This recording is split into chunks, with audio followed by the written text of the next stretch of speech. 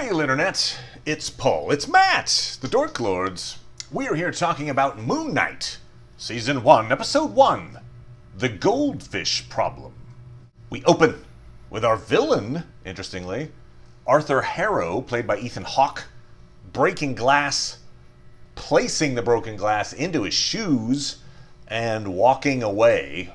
Some kind of a religious penance.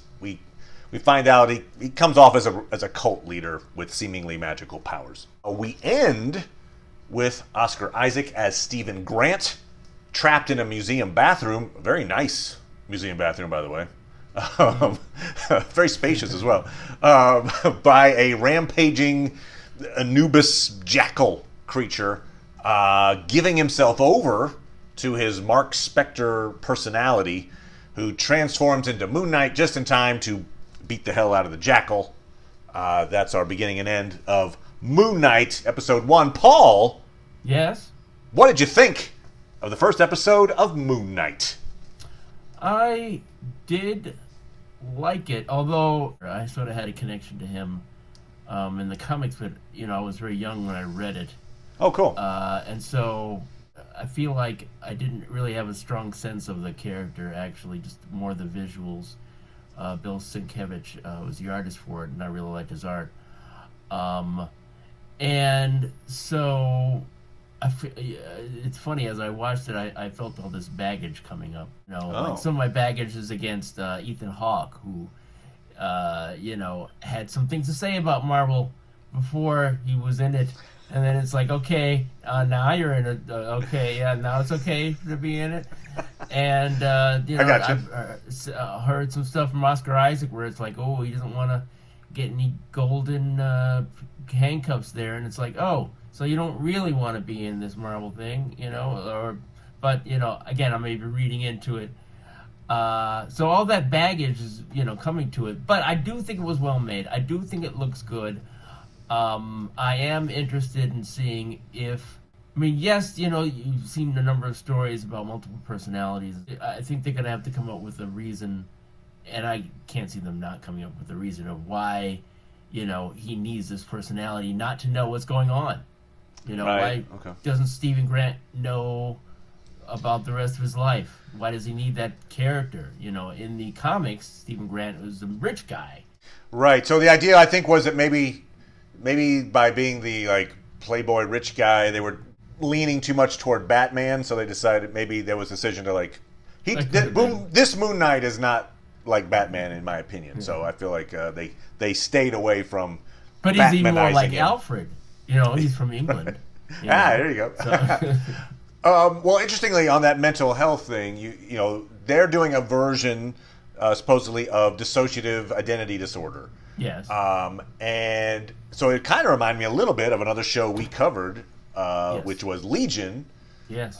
Quality show, very quality show, in which Legion, the character, was diagnosed with paranoid schizophrenia. Turns out he's being mentally terrorized by this supernatural being, the Shadow King. Yes. Here we see that Steven is being manipulated by this Khonshu, who is a voice in his head, as well. So anyway, it's kind of a little perhaps their disorders are being at least enhanced by these creatures that have taken residence in their heads. It's all in his head, Paul. Anyway, that was our constant mantra of the Legion show. I think there's maybe a little less of that here, but might be some. Are you tipping your hand about how you feel about the show? I like the show a lot, by the way. I haven't. Some folks have seen the first 4 episodes. I've just seen the 1 episode. I'm on board. I like it a lot. One thing that is refreshing, it doesn't really affect my enjoyment of it or not, but I appreciate that there are no real overt MCU references in this at the moment. It's kind of a refreshing change. That sort of chucked me the wrong way. It's like talking to one of the makers of the show, and it's like, oh, we didn't have to. We took them out, or it's like, oh, okay, good for you.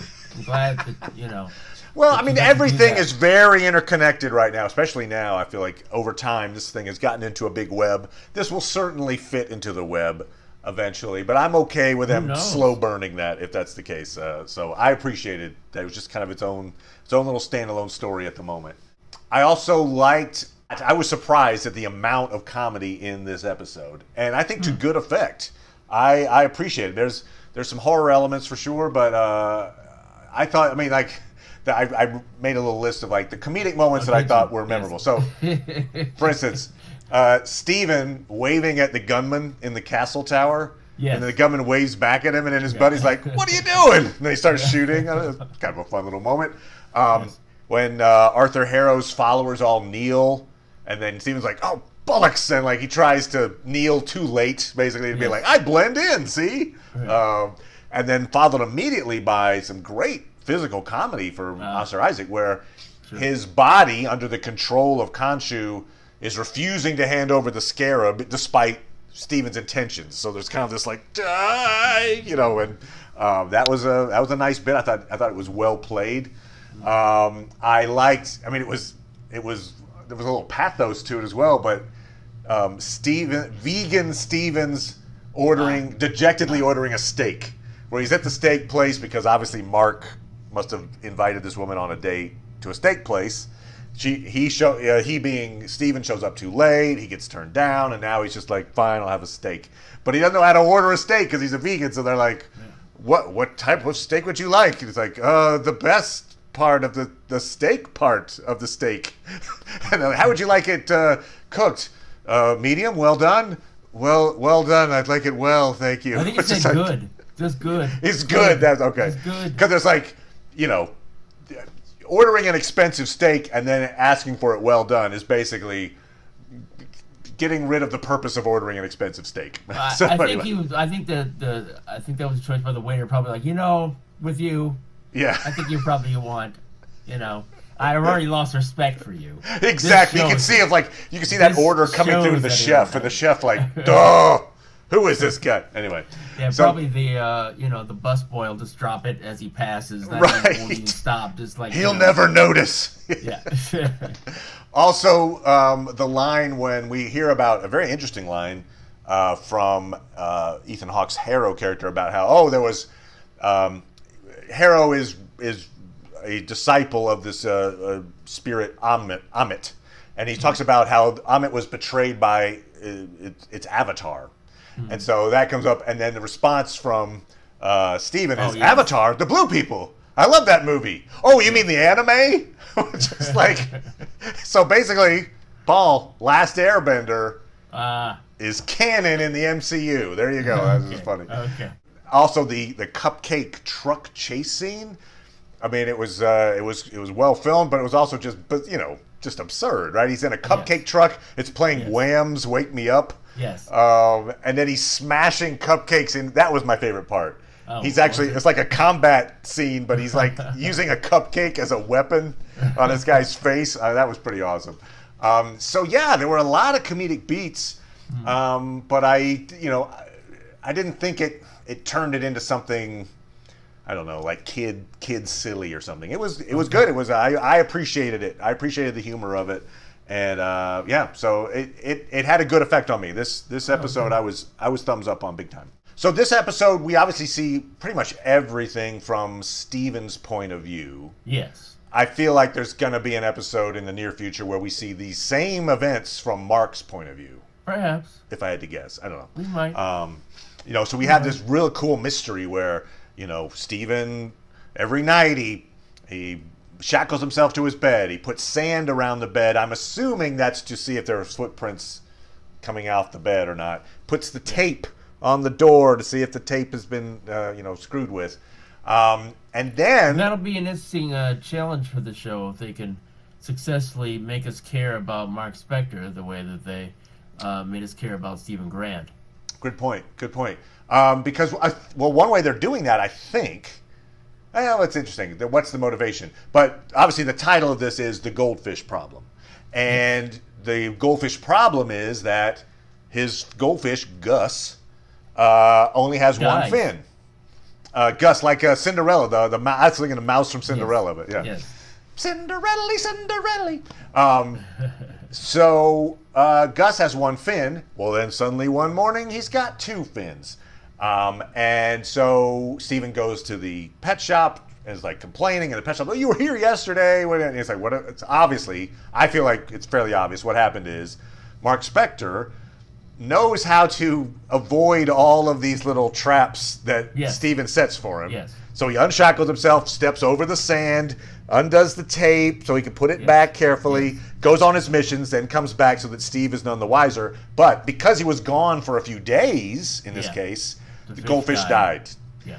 And so he has to replace the goldfish. But the fact that he cares enough to replace the goldfish is interesting, right? I mean, I don't know. It's just an interesting little touch. No, he certainly was telling him that that Steven shouldn't look into this. He'd be better off not knowing, I guess.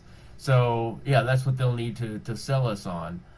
Like he cares about Steven's mental health because it's his own, I suppose. But just like, in other words, he's kind of checking in on him a little bit. Certainly, I guess to the point where he made a date for him. Good point, because he kind of figured I'm not going to be available for that, so it's going to be Steven going on that date, probably. But the fact that Khonshu can affect Steven's body, as we saw with the Scarab, that suggests that there is a certain amount of control that this deity has over him, and then he's got this split personality as well. So it's kind of I'm wondering who's in control at what times. There seems to be multiple forces in control. So if Mark could control him at that point, right? Great point. Then you wouldn't need to say, "Hey, let me take over." And that's what Khonshu was saying, is like, let the idiot, let the good guy take over. Oh, the idiot's in control. Yeah. Yeah. So so he's able to exert control, but not in a way that's productive. It sounds like Mark Spector, in particular, is Khonshu's avatar, and we're told about this avatar that betrayed Amit, who is the devourer of the dead. And maybe it sounds like Harrow might be the current avatar for Amit. So you've got the avatar for Khonshu, the moon god, versus the avatar for Amit. Mm-hmm. And really interesting in terms of the power set. He's got the scales. Mm-hmm. We saw a version of this. This is the Egyptian myth of judging the weight of your heart versus the weight of a feather. We saw that in American Gods. Actually, they did a depiction of that.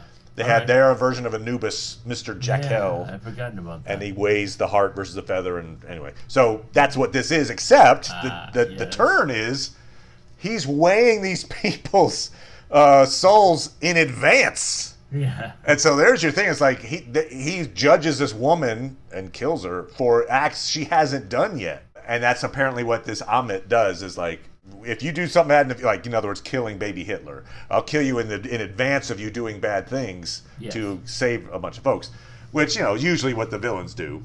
Yes. And it did make me think about Loki, right? The Time Variance Authority. They went and picked up little baby Sylvie, Loki variant, because of what she was gonna do. So they kind of like clipped her out of the timeline in advance. I thought maybe there was a bit of like prejudging on behalf of the that could TVA. be, but we never heard what their motivation was. Right. Wait, so I think that's your setup, is Avatar Mark versus Avatar Harrow, and then Steven is this kind of wild card in the middle of this. I noted that it seems like Steven is very up on Egyptian mythology, right? He knows his stuff. Sure. He works at the museum. Yes. He knows all about the Aeneid and blah, blah, blah, blah. So, and it seems like Mark is also knowledgeable about Egyptian mythology, but I'm wondering why they both would be, if they're completely separate personalities. I just wonder if maybe, here's your wild card theory. Sure. We hear about this avatar that betrayed Amit. Yes. That's what. And I assume that's not Harrow, because he's talking about it like a third person thing. So maybe the personality of Steven was the avatar of Amit at one point, betrayed Amit, and somehow in the act of that betrayal, his personality got fused with Mark Spector's. Anyway. I'd be surprised if that's the case, and I think that would be different than the comics from what I've read, or at least seen. Okay. Other people talking about it. I feel like he's just an aspect of himself. There's yet another personality we haven't seen yet. Maybe they won't have him here, but there's a cab driving personality. And so I think it's just an aspect of, Mark Spencer / Stephen Grant. Do we get the feeling then that Mark Spector just always had these personalities, or did something cause these personalities to arrive? Was there an inciting incident? I mean, in the comics, it was it's from when he was young, so Okay. it was a traumatic incident then. I hear what you're saying. If there's multiple personalities and not just two, it kind of, you're right. It belies the idea that one of them was like, oh, this avatar that betrayed Amit. But I feel like that information is important. Well, obviously, there's a whole lot of mirror imagery happening in this episode, right? Sure. Not just mirrors, but also bodies of water, and you'll see like puddles and reflections, and what you think is the actual image is the reflected image, many times.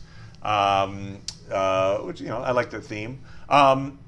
We also get this idea that Steven seems like he ends up talking to a lot of things that don't talk back. Yes. So he talks to his fish, Gus. Yes. He talks to the human statue. Yes, he does. Very, in depth, and hey, to his credit, to show that he's a nice guy, he still tips the guy. I'm like, oh, good on you, and sir. And encourages other people to tip. Yeah. Right. He's his hype man, which was great. And he also seems to be talking to a voicemail thing to his mom. Yes. Which I gotta believe is not actually his mom, right? I mean, Stephen Grant isn't his actual personality. Well, for instance, if Mark Spector is the actual personality, how would Stephen Grant even have a family then? That's like the Grant family, who would know, like, oh, great, unless they know he's actually Mark Spector and are like, I'll humor him. Yeah, good point. And so they just have a lot of things where he's confiding in somebody who is not confiding back, basically. Yeah, two of the other people in the cast have the name of Spector. Wendy Spector, played by Fernanda Andrade, and Elias Spector, played by Ray Lucas. So interesting. And we also know that Mark Spector is at least in some way involved with a woman named Layla, who then contacts him, and that's what kind of shakes up Stephen. Like, wait, why'd you call me Mark? I was thinking that perhaps they were brother and sister, but it might be more likely if my theory about trauma is that maybe they're his parents that we see a young Mark Spector with. But that sounds right. That sounds right, like a flashback type thing. Yeah. Also, there is one other name in that call list that I'm guessing yes, Stephen will probably call at some point. Is Frenchie from the comics. We're setting up, I think a really interesting storyline. Obviously, for some reason, Mark Spector, when Stephen Grant went to sleep, Mark Spector went overseas looks like, they filmed it in Hungary, so we'll say he went to Hungary. And there's some speculation that it's supposed to be Latvia, but I think people are getting out above their skis. Okay, all right. Had to steal the scarab, which probably was some kind of very important device for Amit. And so he's in the middle of stealing that scarab. He starts the stress of the moment probably. I don't know what the trigger is, but triggers him to turn into Steven. I suspect that all this him staying awake and falling asleep at moments is messing him up. It's like his distress, even though Mark Spector is trying to do stuff to keep Steven from being distressed about it, he's afraid to go to sleep because he doesn't want to, fall asleep and wake up someplace, so he makes himself exhausted trying to stay up. Right, he does. He tries to stay awake during the day. So it's got to have an effect on Steven as well. On Mark as well. Right, so, good point. So when Mark's trying to do something, he's falling asleep, and at that point is when Steven comes back. I hadn't thought of that. That's a great idea. Yeah. Okay, they're both sleep deprived because they would be. Yeah. And in fact, I think in one of the trailers we see what I assume now to be Mark Spector falling into like a green field. I think we're going to see that when we see Steven wake up with the jaw. Yeah. I think in the trailer we see the fall that causes that injury. All right. Which is also a reason why I think we're going to see all this stuff from Mark Spector's point of view. Makes sense. Yeah. Well, certainly they need to give us a sense for we see Arthur Harrow coming after him. But why is the scarab important? Yeah, it's a MacGuffin, essentially. Oh, the thing it gives us power.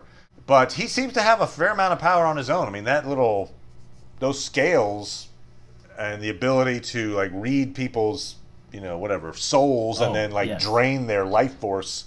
And it's so interesting to me that the potential for Stephen to die was right there. It's like, let me just take your hand. Oh, okay, sure. I just saw this other woman die, but okay, yeah, go ahead and take my hand. Right, Yeah.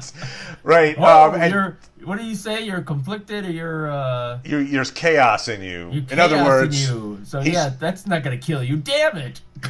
right.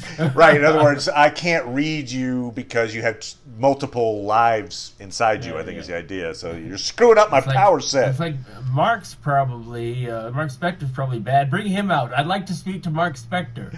That's a great point, though. You're right that probably I didn't think about it necessarily in the moment, but in that moment, he's probably thinking, "I'll just kill this guy. This is how I'll do it." Oh, you're not worthy or whatever. But instead, it's like, "Oh crap, damn it." He wasn't just lying to me. He actually is this guy, Stephen Grant. Okay. Perhaps he was thinking that he could find out more about him, that's a good that point. way. And then, some people, get inspired when he's touched by them. Yeah. So. Well, then obviously because he fails at that, he's like, fine, just bring in a jackal. Jackal, go kill him. Yeah. Yeah. Anyway, I am interested in where the show is going. And it's only 6 episodes, so it's a short, it's a little mini series of sorts. But it's interesting. Yeah, I think that's part of the reason why we only got 1 episode, even though it only gives us the briefest of glimpses of Moon Knight. Did you? Some people I heard expressing regret that that they already showed us that bit. Were you one of those people? No, in other words, that they did the transformation into Moon Knight? No, I'm good with that. No, I mean in the trailers we saw that moment. In the moment, I didn't regret it. I can see why people might be like, "Oh, that would have been cool to see that reveal for the first time." But no, I'm okay with that. I get it. The show is called Moon Knight. In some ways, all of these shows kind of hide the ball on the big costume change until some moment. So why not just reveal it, get it out of the way? All right, fine. You're gonna see the costume. Here it is.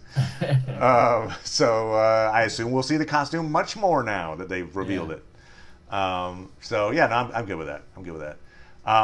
So I think I might be a little higher on this than you are. In fact, Paul, it sounds like you're you like it, but you're not like. I still need to see. I mean, one of my fears about seeing Mark Spector with Layla, and some of it. I mean, one of the difficulties of why don't you know me scenes can really be tedious. True. And so those are coming up, and also too, Kevin Feige said this is supposed to be brutal. Whatever. Right now, he's only killed, a human. Well, in fact, they kind of cut the violence away, which is they do it effectively. But when he goes to sleep and then he wakes up and there's just a bunch of dead guys around him and he's got a bloody scarab in his hand, you're like, oh, okay. Yeah. So it suggested it without showing it. Yes. But I wonder if the stunt people are happy about that. That's right. Easy paycheck today. He's like, just lay in the ground with some blood on me. One of my fears about it is that, they had to make me feel as interested in Mark Spector as I was with, Stephen. Okay. So, and I'm hoping it's not going to feel rote when they get to those points. I hope it can be just as compelling. Agreed. I feel like because they gave us a really sympathetic character in Stephen. Yeah. This guy, he works in the museum gift shop, but he wants to be more. You could tell he really loved to be a tour guide at this museum, and his crappy boss is like, "You suck at that," and whatever. She is crappy, actually. Yeah. And he's very lonely, and just and obviously he, to his credit, he's fairly well adjusted considering what he thinks is happening to him at night. Yes. So he has a pattern and he does the pattern and he survives. And so I get that. He's sympathetic. I like him. You're right. If you just have Mark Spector as I do everything well, and if it wasn't for you, I'd just be like operating at peak efficiency. You just get in my way. That would be like, okay, great, yeah. So you need to have Mark Spector have kind of an equally sympathetic kind of backstory that seems to work for him as well. I'm optimistic they're going to do that. With a lot of these shows where they have somebody who has disparate personalities, then it becomes a question of, is there some synthesis that's coming? Right. Can they work together in some way? And is anyone subsumed? Good point. So yes, time will tell. We will, as I say, there's just 6 episodes here, so yes. We're gonna learn a lot fast. I have a feeling. We're gonna be back talking about Moon Knight episode 2, and we're also kind of nearing the end of Severance. So we've got just the last 2 episodes of Severance to go. So good stuff coming up. Thank you as always, Paul. Appreciate it, good sir. No problem. And we'll talk to everybody next time. Bye. Bye.